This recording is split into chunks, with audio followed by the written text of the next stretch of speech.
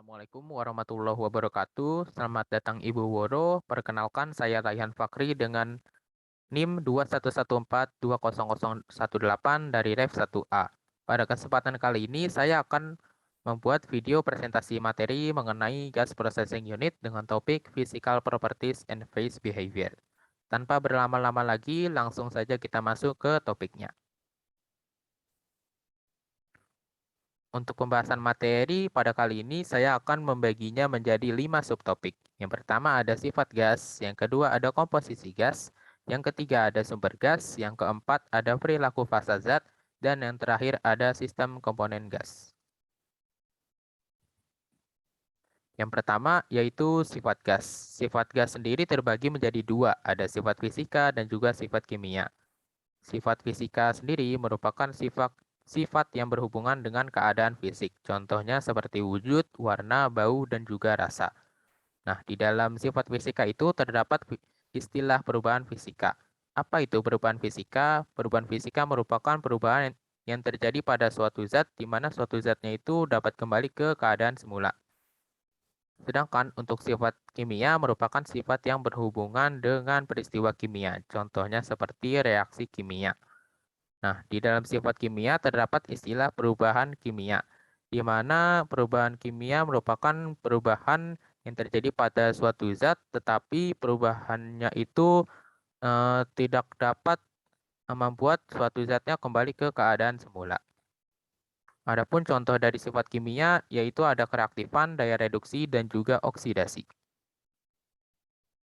Yang selanjutnya kita masuk ke komposisi dari gas bumi. Komposisi dari gas bumi itu terbagi menjadi dua, ada komposisi utamanya dan juga ada kontaminan. Untuk komposisi utama dari gas bumi sendiri yaitu senyawa hidrokarbon. Senyawa hidrokarbon tersusun atas unsur hidrogen dan juga unsur karbon. Sedangkan untuk kontaminan sendiri itu merupakan suatu zat yang dapat merusak, mengganggu, menginfeksi, atau membuat ketidaklayakan pada suatu material. Nah, seperti yang sudah saya sebutkan tadi, di mana komposisi utama dari gas bumi berupa senyawa hidrokarbon. Nah, senyawa hidrokarbonnya itu terbagi menjadi dua wujud, ada yang berwujud gas, ada yang berwujud cair. Untuk senyawa hidrokarbon berwujud gas, dimulai dari senyawa hidrokarbon C1 yang kita kenal dengan metana sampai dengan C4, yaitu butana. Sedangkan untuk senyawa hidrokarbon berwujud cair dimulai dari C5 yaitu pentana sampai dengan C8 yaitu oktana. Nah, untuk komposisi gas bumi berupa kontaminan contohnya ada H2S yaitu hidrogen sulfida, kemudian ada CO2 yaitu karbon dioksida, kemudian ada Hg yaitu raksa, kemudian ada H2O yaitu molekul air, kemudian ada N2 yaitu gas nitrogen, dan juga ada He yaitu helium. Nah, selanjutnya kita masuk ke sumber-sumber dari gas bumi yang terbagi menjadi dua, yaitu associated gas dan juga non-associated gas. Untuk associated gas, yaitu merupakan natural gas yang keluar dari sumur, baik itu bersama crude oil atau minyak bumi maupun kondensat. Sedangkan untuk non-associated gas merupakan natural gas yang keluar dari sumur tanpa adanya crude oil. Jenis ini disebut juga dengan dry gas atau gas kering. Nah, selanjutnya kita masuk ke topik peralatan yang digunakan pada jenis associated gas bersama crude. Alatnya ada 5. Yang pertama ada pompa. Pompa di sini berfungsi untuk memompakan fluida dalam sumur minyak. Yang kedua ada separator yang berfungsi untuk memisahkan gas dari fluida cair. Yang ketiga ada kompresor yang berfungsi untuk menaikkan tekanan fluida gas. Yang keempat ada natural gas gathering system yang berfungsi untuk mengalirkan fluida gas ke gas plant. Dan yang terakhir ada natural gas plant yang berfungsi untuk mengolah gas menjadi soluble gas atau yang kita kenal dengan produk.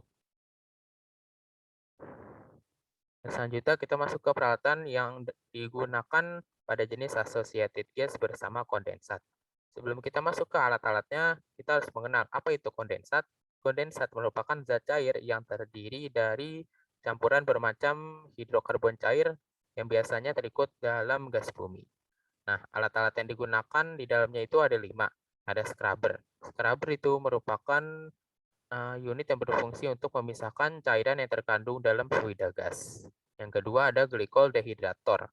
Glikol dehidrator itu merupakan sistem desikan yang berfungsi untuk menghilangkan air dari natural gas atau natural gas liquid. Nah, si glikol dehidrator ini merupakan proses yang paling umum dan paling murah dalam menghilangkan kandungan air.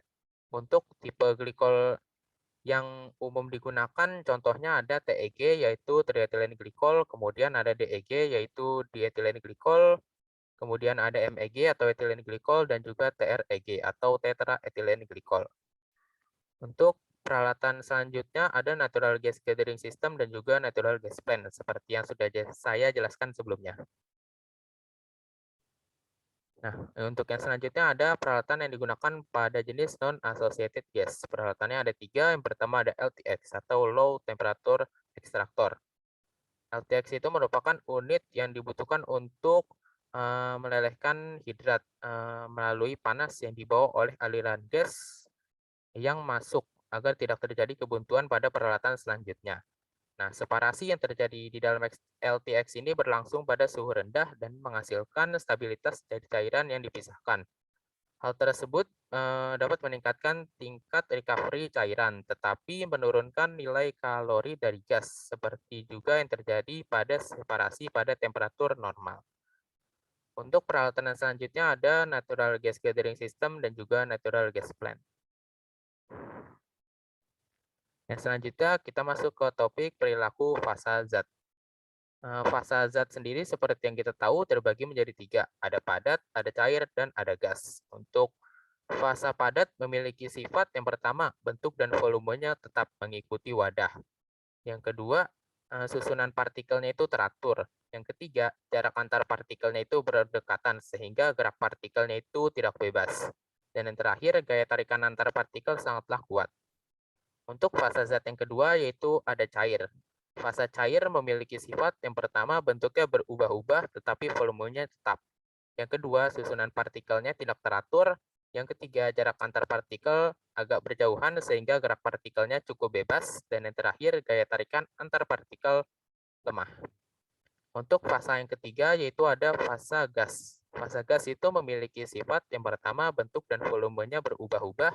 Yang kedua, susunan partikelnya sangat tidak teratur. Yang ketiga, jarak antar partikel sangat berjauhan sehingga gerak partikelnya sangatlah bebas. Dan yang terakhir, gaya tarikan antar partikel sangatlah lemah. Untuk selanjutnya, kita masuk ke sistem komponen gas bumi yang terbagi menjadi 2, ada tunggal atau murni dan juga multikomponen. Untuk sistem komponen gas tunggal itu, dia itu gasnya hanya tersusun dari satu komponen, contohnya oksigen yang disimbolkan dengan O2, kemudian ada nitrogen yang disimbolkan dengan N2, kemudian ada gas helium, dan lain sebagainya. Untuk sistem komponen gas multikomponen itu contohnya ada molekul air yang disimbolkan dengan H2O, kemudian ada karbon dioksida yang disimbolkan dengan CO2, kemudian ada hidrogen sulfida yang disimbolkan dengan H2S, dan lain sebagainya. Baik, mungkin itu yang dapat saya sampaikan. Semoga materi yang saya sampaikan ini dapat bermanfaat. Apabila terdapat salah kata dalam penyampaian, saya mohon maaf. Wabillahi taufik wal hidayah. Wassalamualaikum warahmatullahi wabarakatuh.